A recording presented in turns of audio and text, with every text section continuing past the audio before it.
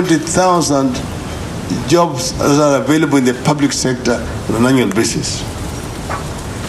But every year, we push into the labor market nearly 1 million people. The youth who are leaving schools at the level of primary, secondary, tertiary, and university. 1 million. This 1 million cannot be employed by 70,000 vacancies available in the public sector. Therefore, the answer is what? Private sector. Private sector must be the major employer in our country. And that private sector must be created. So the only area you can blame the government is by actually stifling the development and growth of the private sector.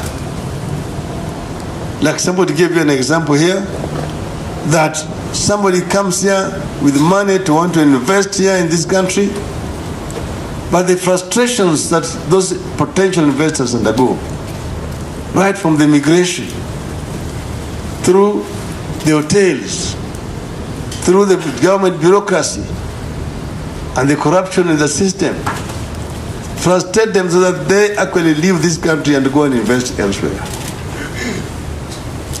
I met an American, frustrated. He was telling me that I've been asked to come back in 3 months' time.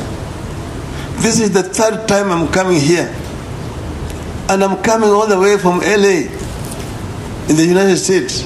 Do these people know where LA is? It's so far. I'm not going to come again. See? So this is what's happening. The big problem is bureaucracy, infrastructure, the cost of infrastructure, particularly energy, and then the corruption in our country is the biggest impediment to private sector investment in our country. And that does not only refer to foreign investors. Even local investors are frustrated the same way. And that's why we're saying we must change this. I know the kind of frustration that your locality sector undergoes to be able to make the thing like this. Wanakuwa frustrated kabisa. Ngine wanakuja kutafuta ati ushuru. Ngine wanapigwa kila mara kwa mara na wale maaskari inaitwa kanjo, kutolewa hapa na pale. We can actually formalize the private sector, I mean the Juakali sector, put up proper shades for them to start where they want to start, and also give them access to capital so that they can be able to stage their businesses. And that's why we talked of creating a fund for the youth, where they can be able to borrow money and they don't have to repay until after 7 years. When those businesses have taken off, that is when they will be required to begin to repay. This will help them. Instead of running around the town, tamaracking, looking for jobs, you become an employer. So being an employee, you become an employer. And there are very many potential employers among you here. You know, if you look at big companies, they are started in very small ways. I'll give you an example of Mr. Toyota. He's a shoe shine boy. Sorry, that's not Toyota, that is Mr. Hilton. Mr. Toyota was a repairer of motorcycles. Then became a repairer of scooters. They started making motorcycles. Then went to a 4-stroke engine. Slowly developed and became the Toyota empire. It can be done. I have given an example of Mr. Benz, who again did that experiment with his daughter, then took his daughter to experiment riding. Eventually he named that model after his daughter, who was called Mercedes. And that's Mercedes-Benz. So we can actually help our people to come up. You know, in the United States, it's more prestigious to be working for a General Motors than be working for Ministry of Home Affairs.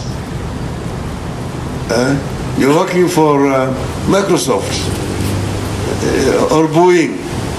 It's more respectable than working for a Ministry of Foreign Affairs.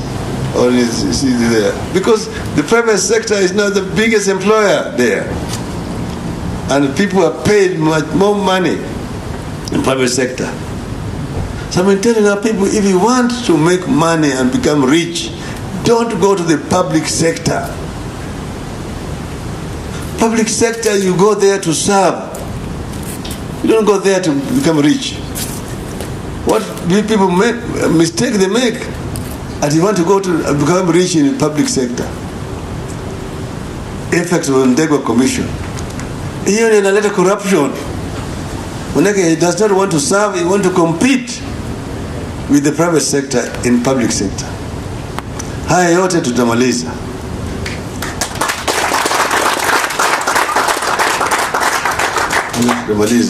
So the youth are the engine of development and growth. Na nimefurahi kuona the university students here. Comrades power. Power. Comrades power. Power. Asanteni sana. You are now studying in different times. I'm an alumni of the University of Nairobi. And in those days, it was very difficult for students. They demand this and that. All the time, the askaris were in the campus. Be arrested, beaten up, the university will be closed, and so on and so forth. Things are improving, but they have not improved the way they should. There are a lot of frustrations. That's why one of you talked about the drugs issues, effect of drugs on students and so on. The thing is, you need to address not the effects, but the causative factors. What is it that drives students into drugs? It is the frustrations, the pressures that they are under. So you need to address the causative factors rather than dealing with the consequences. And this we will deal with.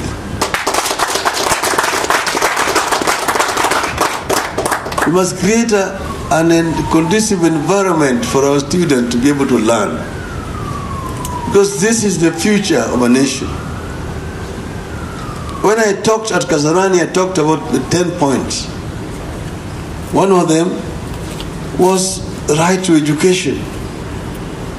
And it's said that each and every child in our country, irrespective of the socio-economic status of the parents, will get equal opportunity from nursery through primary, secondary, tertiary, up to university. Once they have been given the kind of the skills, then they will also be enabled to acquire employment. Those who want to go into paid employment as an employee will be able to get decent jobs that they can do, not pushing wheelbarrows at the kazi ni kazi. And those who want to go to private sector and make money there will also be enabled through access to capital, so they can be able to start their own businesses and prosper. This is what we want to do in this country, create a proper opportunities for our people. That's why I'm saying that we are